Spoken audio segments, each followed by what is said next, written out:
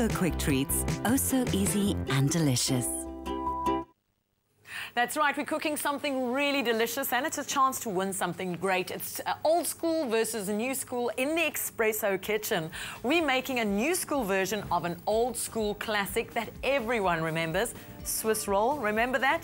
Now, if you're watching, and you've got to stay watching because Sasko are giving away a baking hamper which consists of the following, and I'm only going to give you the details during our cooking action here in the kitchen. This is what you can win: a pink apron, a Rubik's Cube, how old school is that, a spatula, a whisk, a measuring spoon, and 2 cloches, or a cloche that we're giving away, and we're going to explain to you right now what that is. Recipe book, Sasko products, as well as a Russell Hobb stick blender, and that's all available from takealot.com. So keep watching because Layla from Food and Home, the food editor from Food and Home, and myself are going to be cooking and giving you the details on how to win today. Tell me exactly what are we making? Okay, Liesl, we are doing a bit of a take on our old classic Swiss roll, but we're going to zhuzh it up a little bit and make a chocolate mud log. Ooh, yummy. So basically what we're going to do is just take the fundamental elements of making a Swiss roll and just have some fun with it. So what do we need? Well, first of all, we start off with a packet of Sasko Quick Treats chocolate muffin mix. So we're going to dump that in the bowl. Really quick and easy. Now this is really great because you don't really need to make muffins with it. I've made a big cake with it as well. Definitely. That I've cut off in blocks for my friend's daughter's birthday party. So it's not only about muffins. Definitely. There's so many uses for it, and I think it's a really good thing to keep in your cupboard as well. So we're going to add 200 ml of vegetable oil. Okay. 200 ml of milk. There we go. Quick, easy. As the name says, So Sasko easy. quick treats. And then we're just going to add 2 large eggs into the mix. Okay, so we've got that. Would you like your keyword today on how you can win that great hamper? Should we tell them how they can win? I think so. Do you think so? Let's go. Very, very easy. What you need to do is you need to SMS the keyword Sasko, S-A-S-K-O, to 33728. The ingredients list for this chocolate mud cake that we're making will be sent to your mobile phone, and you go into the draw for this fantastic hamper from Sasko, and it could be yours today. So just SMS Sasko to 33728. Your name goes into the draw, and you get the ingredients list sent to your mobile phone.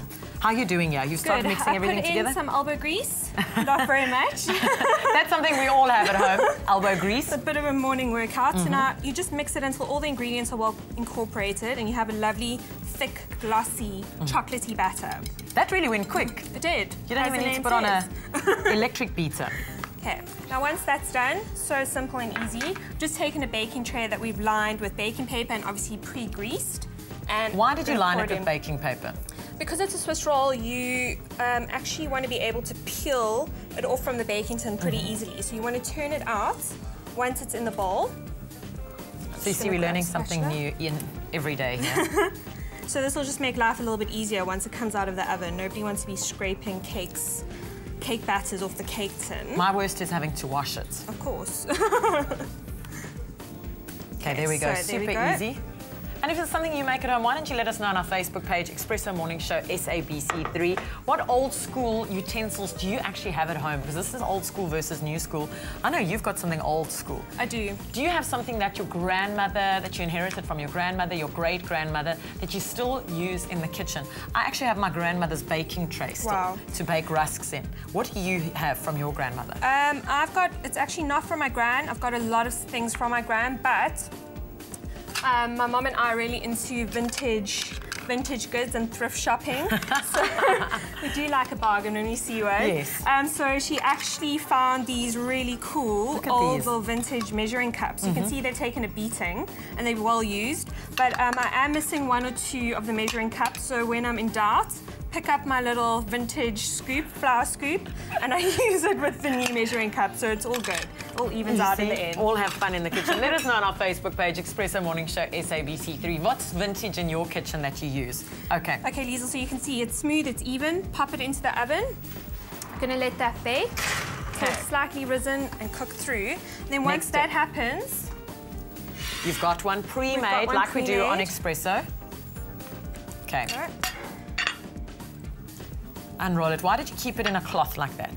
Basically what happens is when the cake comes out of the oven, while it's still warm, you actually want to sprinkle it with caster sugar.